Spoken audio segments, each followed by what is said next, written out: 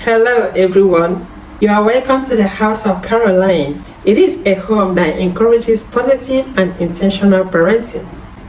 If you are one of those that have always doubted whether boys or men can be molested, you need to sit back and pay attention to the story I'm about to tell. If you are listening to us for the very first time, you're welcome to this channel, and if you're a loyal subscriber, I'm glad to have you there. I read about this story on Facebook.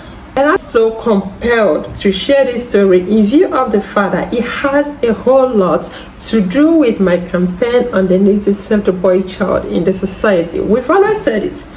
Boys are vulnerable, just like the girl child, and that the focus should not be on the girl child alone. Back to my story. The woman said that she lived with a young boy. For the purpose of this video, let's call the boy Joseph. She said that Joseph was about 20 years or thereabout as at the time this incident took place. According to her, Joseph was quite humble, dedicated, and hardworking. Joseph was supposed to live with this woman for just a period of time before getting his own accommodation, but because he was unable to do that, he continued living with her. Joseph came back one day looking quite pale, sick, and was shivering. She decided to buy malaria tablets. Unfortunately, the sickness persisted and she took Joseph to the hospital. Series of investigations were carried out, and it was at that point that it was realized that Joseph was a carrier.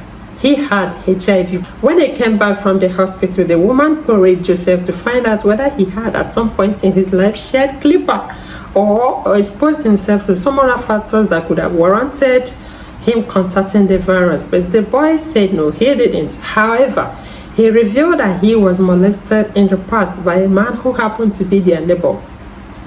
Their neighbor molested him. The woman queried if the issue was reported to anybody. Joseph said no, he never reported that incident to anybody. He lived with it. The woman did not relent. She asked about the whereabouts of the abuser. And Joseph said that the man became sick at some point and he passed. Nobody knew why the man died. He probably died as a result of the fact that he was HIV positive as well.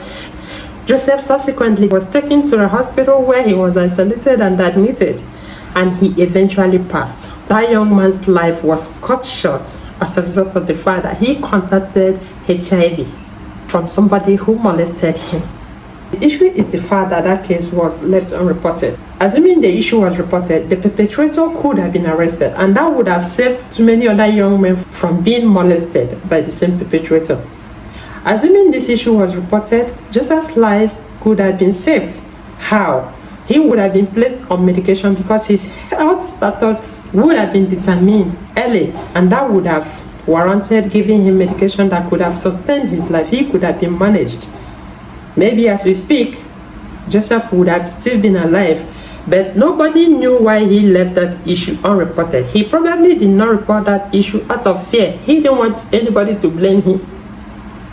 He didn't want anybody to ask, why did you go to the man's house? Why didn't you tell us this happened? Why did you even...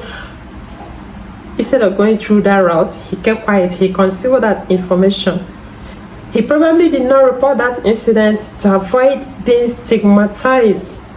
Stigma is one of the reasons people keep mute whenever they are molested. Is that not Joseph? That man, yes, that boy that was molested by that man that very day. Yes, he didn't want to go through all that. Instead, he lived with the trauma, with the pains, with the agony. Imagine how miserable he must have been while growing up with that kind of ugly incident in his life. Or probably that boy did not even have that case reported because of ignorance. Maybe he didn't know it was a crime. He was quite young and naive from what was heard. Or he didn't even know that he should have brought that to the attention of his parent. He didn't give birth to himself. It was the responsibility of his parents to have put him through on the basic things, assuming he was well equipped. Assuming he had knowledge, assuming he knew the signs of an abuser, he would have been able to resist when that man made attempts. Or assuming he was unable to resist, he would have reported that incident. Assuming he was probably taught right from when he was younger that if anybody touches your private part without your consent or permission, scream. Do not keep quiet. If anybody touches your buttock or any other part of your body, you are supposed to let your family know about it. But nobody paid attention. Maybe at some point he wanted to report, but to who? If you see any man that has been molested in the past, kindly hug them. They have lived through a trauma. They've gone through a lot. They're unable to share it because maybe they didn't want to be stigmatized, or they had the feeling that nobody could have believed them if they had told their stories. Boys are vulnerable. They go through a lot. Please, we need to do a whole lot as a parent. We need to step up. We need to create an enabling environment that will encourage boy children to always approach us whenever there is an issue. We need to let them know the signs of an abuser so that they will be able to resist one when they see. You need to equip them. You need to teach them. You need to be there for them. They have emotions. They have feelings. You need to embrace them. The focus should not be on the girl child alone. Please join us to save the boy child.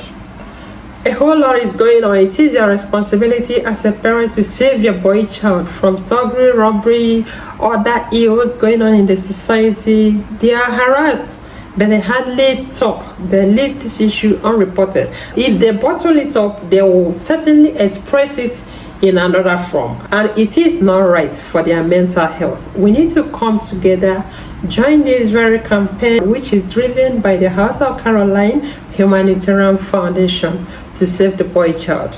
My name is Chiwendo.